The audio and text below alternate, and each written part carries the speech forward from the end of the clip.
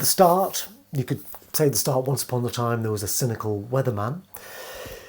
The end of the first 10 minutes is when he begins the first day that he's going to have in Punxsutawney. It happens then. So prior to that, we set up who he is, what his job is, what his character is like, and we set up the other two key characters.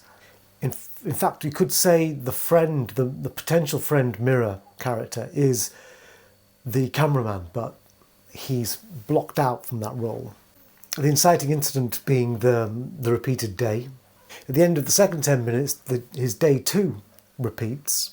And then plot point 1, he decides to have fun. He meets a couple of guys in a bar, and he's bemoaning this trapped day. Then he thinks to himself, well, if there are no consequences, then you can do whatever you want. So he makes the choice at hedonism, indulgence, absolute liberty. Act 2, part 1, it begins with him just abusing things, abusing food, abusing women, stealing money.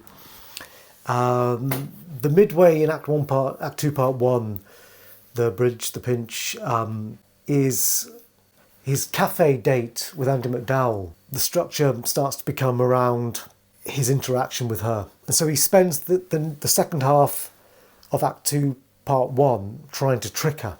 And he fails. And it ends up with him, saying he loves her. And she questions this. Well, how can you say that? You barely know me. At the halfway point, we get the first time that the repeating day numbers become these big numbers, because suddenly his energy has gone. He's indulged and cheated. He's lied. Everything's failed. So the halfway point is he's failed with Andie MacDowell. And he kills himself. So Act 2, part 2, we then get multiple suicides. And then gradually he starts to accept what his day is like. Is that what you would do with eternity? If you did have these repeated days, which might sound like a curse, well, how best can you use them? And that's the challenge. That's a great existential challenge. So the halfway point of Act 2, part 2, is that he, having started to accept how life is, she actually has a good time with him and stays until midnight, hoping to see what happens when the clock turns midnight, whether he disappears or something. The plot point 2 is, you could argue that the bridge to is that he acknowledges love. And that comes at 75 minutes, which does seem like an act ending. And then I thought, well, actually, this acknowledgement of love could be the pinch bridge 2.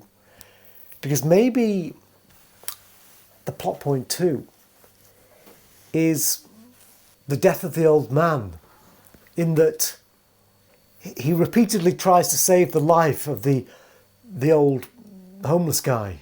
That cues his final change in a way. It's interesting that occurs then. I think that puts him in touch with his mortality, that his feeling, and this is probably it, his feeling that life just keeps repeating day after day after day. He realises when the old man dies that is not true, that our lives are finite. You might be wasting your life such that your life feels boring to you, but it will end.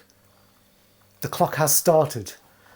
And I think it's the death of the old man makes him realise that I don't have all the time in the world, that my days aren't repeating.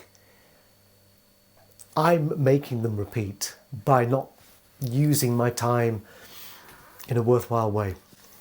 So Act 3, I think, begins at an hour 20 with Phil's positive winter speech. His whole thing for going to Punxsutawney was to give a direct address to camera weather report, which he blows off or gives a cynical version of it. So finally we get the most eloquent, beautiful, uplifting version of that speech. And he has made his change. He now really is the new Phil, the new guy. And he spends his day saving lives, helping people. Again, which I think is important because it is to do with that you will get ill, you will die. I was thinking, is the climax of it that she falls in love and they kiss? But I think maybe the climax really is that the next day happens and he's still there, and time has moved on. He's now in tune with the reality of time and mortality. And the end is the pronouncement, let's live here. He's finally grown up